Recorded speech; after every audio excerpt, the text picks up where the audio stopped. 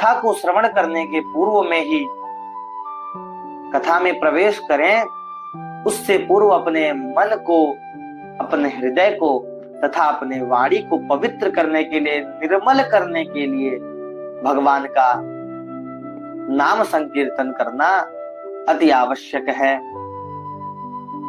नाम संकीर्तन ही करना क्यों आवश्यक है? तो इस विषय पर हमारे तुलसीदास बाबा कहते हैं कि कलयुग केवल नाम आधारा, सुमेर सुमेर नर उतर ही पारा। कलयुग केवल नाम आधारा। महाराज, इस कलयुग में तो केवल भगवान का नाम ही आधार है। यहाँ पर आधार, वो आधार कार्ड वाली आधार की बात नहीं चल रही है। जो जीवन का आधार होता है वह इस कलयुग में केवल भगवान का नाम ही है। कलौ केशव कीर्तनात्, इस कलयुग में केवल केशव का कीर्तन ही एक आधार है, एक सुदृढ़ नाव के समान है, जो कि हमको और आपको इस भव सागर से पार कराएगा। इसलिए कथा को श्रवण करने के पूर्व में मन, हृदय को निर्मल करने के लिए नाम संकीर्तन की आवश्यकता होती है। तो नाम संकीर्तन की क्यों होती है तो हमने जान लिया, परंतु निर्मल क्यों करना होता है तो इसके विषय में कहते हैं, राम जी स्वयं कह रहे हैं। क्या कह रहे हैं? कि निर्मल मन जन सो मोहि पावा, मोहि कपट छल छिद्र न भावा। निर्मल मन जन सो मोहि पावा।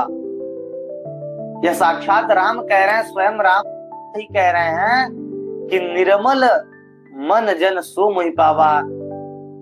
जिनका मन निर्मल होता है वही मुझे पा सकते हैं। मोहि कपट छल छिद्र न भावा, मुझे यह कपट इत्यादि प्रिय नहीं है। इसलिए क्योंकि कथा को श्रवण करने से क्या होता है? भगवान की प्राप्ति होती है, परंतु उसमें भी कुछ नियम है। तो महाराज वह नियम यही है कि हमारा भगवान क्या कह रहे हैं कि नाहम वसामि वैकुंठे, मैं वैकुंठ में नहीं रहता। योगी नाम हृदय न च, मैं योगियों के हृदय में भी नहीं रहता। तो महाराज तब कहाँ रहते हैं भगवान? मद भक्त्या यत्र गायन्ति तत्र तिष्ठामि नारद, कि हे नारद, जहां पर मेरे भक्त मेरे नामों का गुणगान करते हैं, मेरी कथा का, लीलाओं का अनुकरण करते हैं, श्रवण करते हैं, मैं वहीं पर विराजमान रहता हूं।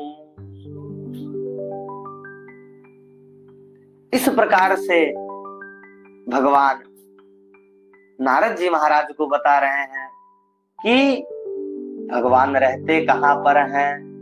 तो हम लोगों ने तो यह भी जान लिया कि भगवान कहाँ रहते हैं। महाराज भगवान वैकुंठ में नहीं रहते, भगवान योगियों के हृदय में नहीं रहते। तो भगवान कहाँ रहते हैं?